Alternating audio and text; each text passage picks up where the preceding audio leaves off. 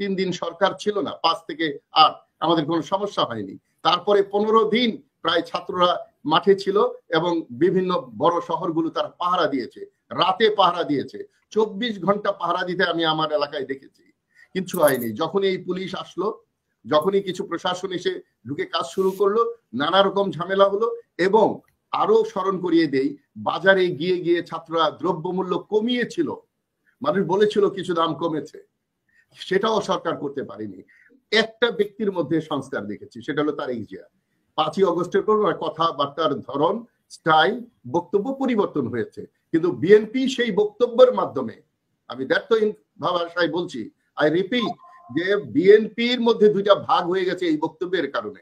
একটা ভাগ এই বক্তব্য ফলো করছে, আরেকটা ভাগ চাঁদাবাজি করছে, টেন্ডারবাজির জন্য তৈরি হচ্ছে, জমি দখল করছে, বিভিন্ন আস্তানা দখল করছে, আধিপত্য বিস্তার করার জন্য তারা উঠে পড়ে লেগেছে। রাজনীতিটা কিভাবে স্বাধীন দেশে রাজনীতি হওয়া উচিত, এখনো কি আমরা আমাদের ছাত্রদেরকে দিয়ে রাজনীতি চালাবো মাঠে ঘাটে, তারা জীবন দিবে আর আমরা সরকার পরিবর্তিত হব? প্রতিবার তারা মাঠে আসবে, তারা রক্ত দেবে, আমরা একটা, এই যে this government, their chair are floating on the blood of my feet, শহীদের রক্তের উপরে এই সরকার বসে আছে, তাদের এগুলো বিবেচনায় আনা দরকার। তো প্রতিবারই সরকার পরিবর্তন হবে এই তরুণদের রক্তের বিনিময়ে, এটা তো হতে পারে না একটা দেশে। আমি নির্বাচনে আসছি, তার আগে আপনি যেটা বললেন যে 2 মিনিট করে সময় দিলে কথা বলবে কিভাবে, এখন আমি কিছু কথা বলবো এই ব্যাপারে, হয়তো অনেকেরই পছন্দ হবে না, যেহেতু আমি নিজেও রাজনীতি করি, আমাদেরও একটা দল আছে ছোট, 1 বছর হলো বয়স, এই জানুয়ারিতে 1 বছর হবে। 7 জানুয়ারি নির্বাচনের পরে 20 তারিখে আমরা কাজ শুরু করেছি। দেখেন, একটা দল থেকে যদি 10 জন বা 20 জন যায় কথা বলতে, তখন 2 মিনিট করে দিলে তো 20 মিনিট লাগছে। না না না, আপনি না, আমি মনে বুঝতে পারিনি, প্রতি দলকে 2 মিনিট, প্রতি জনকে না। না দেখেন, 2 মিনিট তো পরের কথা, আমি আসতেছি। একটা পৃথিবীতে এমন কোন সরকার কি আছে, বা আপনি কি কখনো সরকার হলে সরকার পরিচালনা এখন আপনি করবেন? 50টা দলকে কেন ডাকবেন? আপনি তো গুরুত্বপূর্ণ, দেশের গুরুত্বপূর্ণ আলোচনা করছেন। না, 50টা দল, এখন যে বললেন হাসমি ভাই যে আমাদের এখানে 100 দল আছে, তো এই জন্য 50 ডাকতে হয়। তাও তো অনেকেই তো অংশগ্রহণ করতে পারেনি, বা অনেকেই প্রয়োজন নাই। আর আমি মনে করি না যে একটা সরকার কিছু রাজনৈতিক দলকে এনে আলোচনা করে দেশ চালাবে। তারা সাজেশন নিতে পারে, শুধু সাজেশনটা মৌখিক হতে পারে, লিখিত হতে পারে।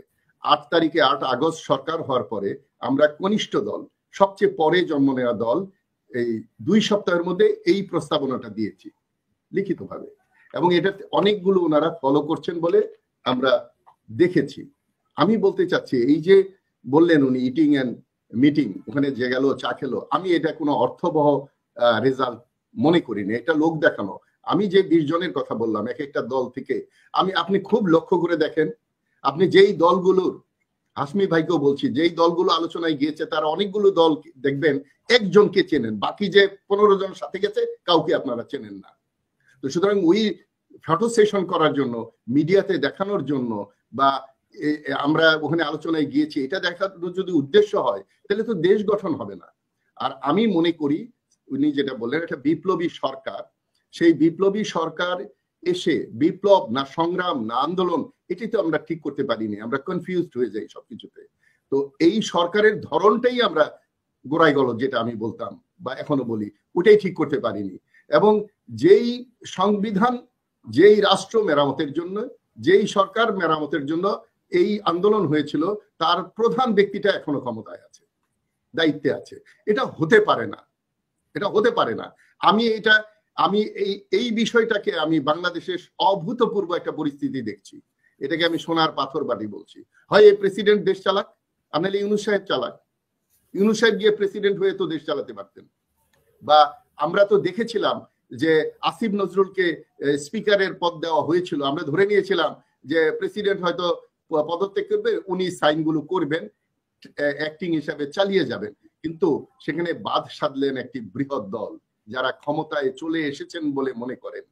আমি আরেকটি কথা বলতে চাই, ছাত্র জনতার আন্দোলন, এই যে 28শে অক্টোবরে যে পালিয়ে যাওয়া, গরুর হাটে পালিয়ে যাওয়ার পরে এই নুরুল হক নূর এবং আমাদের কিছু দল, ছোট ছোট দলরা, তরুণরা ওখানে মিছিল করেছিল একই জায়গায়। তো এরপরে ছাত্ররা জনতারা যখন আন্দোলন করলো, তখন বিএনপি কিন্তু তাদের ব্যানার পর্যন্ত তৈরি করে ব্যানার দিয়ে কিন্তু আন্দোলনে যোগ দেয়নি, অর্থাৎ জনগণের সাথে মিশে গিয়েছিল। আমার মনে হয় এইখানেও একটা ব্যর্থতা আছে এই বড় দলটির। আবার দেখেন, যখন কৃতিত্ব নেওয়া হচ্ছে তখন বলছে যে তাদের ভূমিকা অনেক। আবার এই কথাও বিএনপির তরফ থেকে বলেছে যে এই আন্দোলনের সময় যত ভাঙচুর হয়েছে এটা সেটা হয়েছে সেটা তারা দায়ী না, অর্থাৎ ব্যানার ছিল না। কিন্তু এই ঢাকা শহরে বিএনপির একজন মন্ত্রী লেভেলের লোক বাড়ি দখল করতে গিয়ে খুন করেছে। আমার এলাকায় দুই গ্রুপে বিএনপির মারামারি কাটাকাটি করতে গিয়ে একজন ভালো মানুষ ভালো কমিশনারকে মেরেছে, সে কোনো দলে যায়নি বলে আমি খবর নিয়েছি যে এত ভালো লোক এরে কেন মারা হলো, দুই দল গ্রুপ টানাটানি করছে, কোনো দিকে যায়নি বলে তারই মেরে ফেলেছে এই 5ই আগস্টের পরে। আজকে আপনি দেখেন বাংলাদেশে চাঁদাবাজ কমে তো নাই, বরঞ্চ রেট বেড়েছে, মুখগুলো চেঞ্জ হয়েছে, টোকেন দেওয়া হচ্ছে। সেখানে আমরা কি, ওনারা মুখে বলেন আমরা সরকারকে সহযোগিতা করছি, এটাই কি সরকারের সহযোগিতা? আপনি খেয়াল করে দেখেন 3 দিন সরকার ছিল না, 5 থেকে 8 আমাদের কোনো সমস্যা হয়নি। তারপরে 15 দিন প্রায় ছাত্ররা মাঠে ছিল এবং বিভিন্ন বড় শহরগুলো তারা পাহারা দিয়েছে, রাতে পাহারা দিয়েছে, 24 ঘন্টা পাহারা দিতে আমি আমার এলাকায় দেখেছি, কিছু হয়নি। যখনই এই পুলিশ আসলো, যখনই কিছু প্রশাসন এসে ঢুকে কাজ শুরু করলো, নানা রকম ঝামেলা হলো। এবং আরো স্মরণ করিয়ে দেই, বাজারে গিয়ে গিয়ে ছাত্ররা দ্রব্যমূল্য কমিয়েছিল, মানুষ বলেছিল কিছু দাম কমেছে, সেটাও সরকার করতে পারেনি। আর এখন আমি মনে করি বিএনপির একটা বড় গণতান্ত্রিক নৈতিক একটা সুযোগ ছিল যে দেশে যখন এই অরাজকতা, তখন সার্বিকভাবে স্বেচ্ছাসেবক সেরে সারা বাংলাদেশে পুলিশের কাজটা একটা বড় দল করতে পারতো। তারা বরঞ্চ তারা খুন খারাপি, মারামারি, দখল, তারা এমনও টকশোতে বলেছে, আমি আপনাকে প্রমাণ দিয়ে বলতে পারবো যে আমাদের 17 বছর আগে দখল হয়ে গেছিল, আমরা পুনর্দখল করেছি। কেন তাদের ধৈর্য হলো না যে আমরা বিচার আচার করে এটা দখল করি, এটা আইনের মধ্য দিয়ে দখল করি, আইনটা নিজের হাতে নিয়ে গেলেন। এই বিএনপি তো রক্ত শুকানোর আগে 3 দিন এর মাথায় বড় মিটিং করে বলেছিল 3 মাসের মধ্যে নির্বাচন দিতে হবে, জয় বলেছিল 90 দিনের মধ্যে, কোনো পার্থক্য নাই। আজকে আমরা শুনতাম এক সময় যে উন্নয়ন না গণতন্ত্র, এখন আমরা শুনছি সংস্কার না নির্বাচন, পৃথক, মানে স্টাইলটা প্রায় একই। কিন্তু আমি মনে করি 5ই আগস্টের পরে রাজনীতি আরো জটিল হয়েছে বাংলাদেশে। আমরা কেউ সরল সোজা নয়, খুব কুটিল মানুষ আমরা। আজকে আমি এই যে স্ক্রলে দেখতেছি পররাষ্ট্র সচিব বলছেন যে সীমান্তে কারা থাকে, আমাদেরই মানুষ, আমাদেরই সিটিজেন, সীমান্তের দুর্নীতির জন্য এই রোহিঙ্গা ঠেকানো যাচ্ছে না, অর্থাৎ টাকা নিয়ে নিয়ে রোহিঙ্গাকে ঠুকানো হচ্ছে, টাকা নিয়ে নিয়ে আওয়ামী লীগকে বের করা হয়েছে। এই সীমান্তে 5ই আগস্টের পর থেকে যে ব্যবসা শুরু হয়েছে এটি তো বন্ধ করা যায়নি।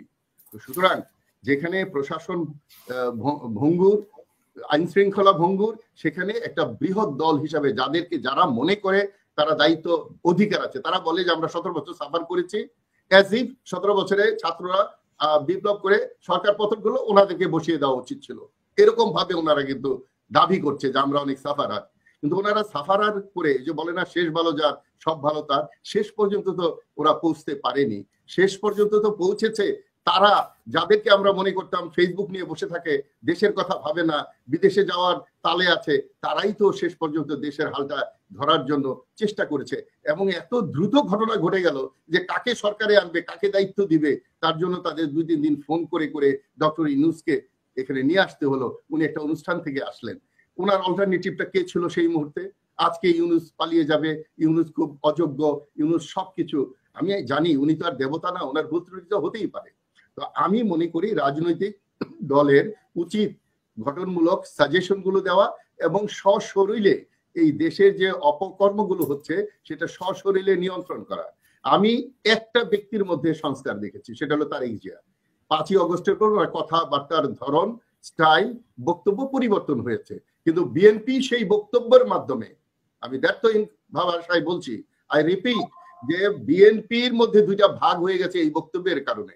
একটা ভাগ এই বক্তব্য ফলো করছে, আরেকটা ভাগ চাঁদাবাজি করছে, টেন্ডারবাজির জন্য তৈরি হচ্ছে, জমি দখল করছে, বিভিন্ন আস্তানা দখল করছে, আধিপত্য বিস্তার করার জন্য তারা উঠে পড়ে লেগেছে।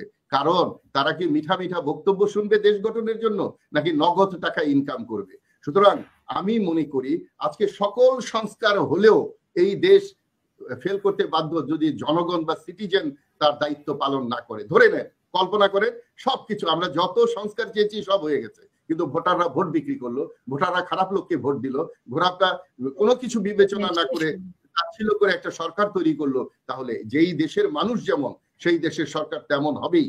1 নম্বর ইট ছাড়া 1 নম্বর বিল্ডিং হতে পারে না। 3 নম্বর ইট দিয়ে আপনি 1 নম্বর বিল্ডিং বানাবেন না। তো আমি মনে করি এখন সর্বশ্রেষ্ঠ সংস্কার হলো মানবিক সংস্কার, মানসিক সংস্কার, সিটিজেনের মধ্যে সংস্কার, দায়িত্ববোধ আনার জন্য প্রতিটি মানুষের মধ্য দিয়ে সংস্কার করা উচিত। এই আমাদের আনুষ্ঠানিক সংস্কার। এখানে আসি, বদিউল আলম মজুমদারকে আমি একটু কথাও বলেছিলাম উনি দায়িত্ব নেওয়ার পরে। আমাদের এই উপদেষ্টারা, ওনারা তো কমিশনার, কমিশন তৈরি করেছেন, উপদেষ্টারাও কোন সময় কোনটা বলতে হবে সেইটুকু তারা চিন্তা করে প্রথম দিকে তো আরো বেশি বলেছিলেন, এখন একটু কথাই বলছেন না। আপনি ওই দিন সমালোচনা শুনলাম যে আমাদের স্বরাষ্ট্র উপদেষ্টা পুলিশের সাথেও যোগাযোগ নাই, পাবলিকলিও দেখা যাচ্ছে না, উনি কি করছেন কিছুই জানেন না মানুষ। আমি দেখেছি যে আমি গিয়েছিলাম, উনি চেষ্টা করছেন বলছেন, কিন্তু বদিউল আলম মজুমদার যে কথাটা বললেন যে আওয়ামী লীগ বাধা নাই নির্বাচনে আসতে, আসিফ নজরুলও এই ধরনের একটা কথা বলেছেন, এবং আমাদের ব্রিগেডিয়ার জেনারেল সাখাওয়াতও সেই ধরনের কথা বলেছিলেন, কিন্তু ওনারটা বিচার করা হয়েছে, আসিফ নজরুল এটা করা হয়নি, ওনারটা করা হয়নি। আমার প্রশ্ন হলো বদিউল আলম মজুমদারের কি সংস্কার করা দরকার, এটা সরকারকে সাজেস্ট করতে দায়িত্বের মধ্যে আওয়ামী লীগ আসবে কি না আসবে এটা কি বলার ওনার দরকার ছিল? আমাদের মধ্যে নিজেদের মধ্যে রাজনৈতিক দলের মধ্যে কনফিউশন তৈরি করা, তো অতি উৎসাহী হয়ে যায় সবাই, কি হনুরে একটা ভাব হয়ে যায়। একজন কমিশনের একটা প্রধান ব্যক্তি হলেই রাষ্ট্রের সবকিছু ওনাকে বুঝতে, উনি ওনার কাজটুকু করলেই তো, যে উনি এই একটা নির্বাচনের জন্য উনি যেহেতু দীর্ঘদিন এই নির্বাচন নিয়ে কাজ করেছেন, ওনাকে এটার জন্য দায়িত্ব দেওয়া হয়েছে। তো ওনার দায়িত্ব হলো সকল দল, অধিকাংশ মানুষ, বিভিন্ন গোষ্ঠী কি ধরনের নির্বাচন চায় দেশে, তার সাজেস্টিভ একটা দিবে, কিন্তু কে নির্বাচনে যাবে কি না যাবে এটা বলে দিবেন, তারপরে বলবেন নির্বাচন কমিশন এটা বলবে। নির্বাচন কমিশনও তো বলতে পারে না বেআইনি কোনো কথা। এখন আওয়ামী লীগকে নিয়ে একটা সমস্যা হয়ে দাঁড়িয়েছে যে এই আওয়ামী লীগ যেই ঘটনাগুলো ঘটেছে হিটলারের মতো, সেই ঘটনার বিচার হলে তার আওয়ামী লীগ থাকে না, সেই বিচারকে ত্বরান্বিত না করে বরঞ্চ দীর্ঘায়িত করার ব্যবস্থা করছে বড় বড় দলগুলো। সেখান থেকে ফাঁক ফোকর দিয়ে কিন্তু যাদের বিচার হওয়া উচিত ছিল তারা বেরিয়ে আসবে, এই জাতি বিভিন্ন সমস্যায় পড়বে তখন। তো সুতরাং আমাদের আরো একটু সচেতন ভাবে চিন্তা করা উচিত যে আজকে ডক্টর ইউনূসের জায়গায় আরেকজন বসাই দিলেই কি সরকার ভালো চলবে এই অবস্থায়? তো সুতরাং সহযোগিতার ধরন শুধু মুখে বললে হবে না, শরীরে সহযোগিতা করা দরকার রাজনৈতিক দলগুলোকে। আমি মনে করি রাজনৈতিক দলের মধ্যে প্রথম তো ব্যক্তি আছেই, জনগণ, তারপরে রাজনৈতিক দলের মধ্যে একটা সংস্কার করা উচিত, কিন্তু সেটা আমরা দেখতে পাচ্ছি না। এবং আমরা কিন্তু আমাদের দলের নাম কিন্তু সংস্কার পার্টি এবং রিফর্মস পার্টি, যে এবং সেটা শুধু না, রাজনৈতিক দলগুলো কিরকম হবে সেটাও আমরা এখানে বলেছি। রাজনীতিটা কিভাবে স্বাধীন দেশে রাজনীতি হওয়া উচিত, এখনো কি আমরা আমাদের ছাত্রদেরকে দিয়ে রাজনীতি চালাবো মাঠে ঘাটে, তারা জীবন দিবে আর আমরা সরকার পরিবর্তিত হব? প্রতিবার তারা মাঠে আসবে, তারা রক্ত দিবে, আমরা একটা এই যে this government their chair are floating on the blood of my feet, শহীদের রক্তের উপরে এই সরকার বসে আছে, তাদের এগুলো বিবেচনায় আনা দরকার। তো প্রতিবারই সরকার পরিবর্তন হবে এই তরুণদের রক্তের বিনিময়ে, এটা তো হতে পারে না একটা দেশে। আমি দেখেন একটা ছেলের মুখ গহ্বর দেখা যায়, জিহ্বা দেখা যায়, নাক নাই, জীবন্ত শহীদ বলা হয় তাকে।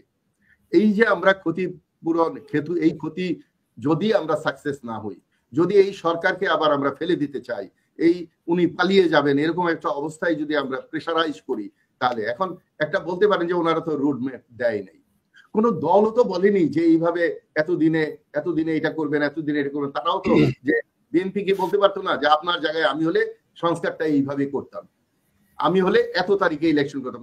ওনারাও কিছু বলে না, ডেট দেয় না, ওনারাও রোডম্যাপ দেয় না। ওনাদের তো সাক্ষাৎ করতে গেলে 2 মিনিট সময় দেয়, সেই 2 মিনিটে ওনারা কি বলবে? সেখানে তো জাতীয় ঐক্যের ব্যাপারে ডাকে, সংস্কারের ব্যাপারে কি ওনাদেরকে ডেকেছিল? জাতীয় ঐক্যের জন্য না, আমি প্রথম থেকে আজকে বিএনপি, আপনি একটা বারবার কথা বলছেন যে 2 মিনিটের জন্য সময় দেয়, বিএনপি কতবার দেখা করেছে? আর আমি তো জানি যে ফোন করেও তো সাজেশন দেওয়া যায়, লিখিতভাবে দেওয়া যায়, ওনারা কি লিখিতভাবে কোনো সাজেশন দিয়েছে বলে মিডিয়াতে জানেন আপনারা? বলেন, বিএনপির তরফ থেকে সংস্কার এর জন্য এই একটা পত্র আমরা দিলাম, খোলা পত্র, আছে কি এরকম? তাহলে ওনারা কি ওখানে মুখে গল্প বিএনপি করার তো 31 দফা সংস্কার আছে তাদের নিজের দলে।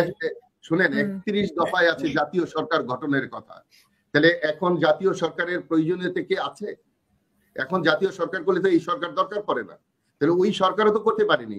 এই যখন আসিফ নজরুলের কথা আমি বলছি, যখন প্রথম 5 তারিখে ডাকা হলো এবং রাজনৈতিক দলকে জিজ্ঞেস করা হলো এটা কি ধরনের সরকার হবে, এটা কি বিপ্লবী সরকার হবে, তখন তো রাজনৈতিক দলগুলো এই সমর্থন দেয়নি যে আজকে একটা বিপ্লবী সরকার করা হোক, যারা বিপ্লব করেছে তারা, এবং কিভাবে হবে এটা পরে আলোচনা হতো, কিন্তু তারা বলছে না এটা অন্তর্বর্তীকালীন সরকার হবে।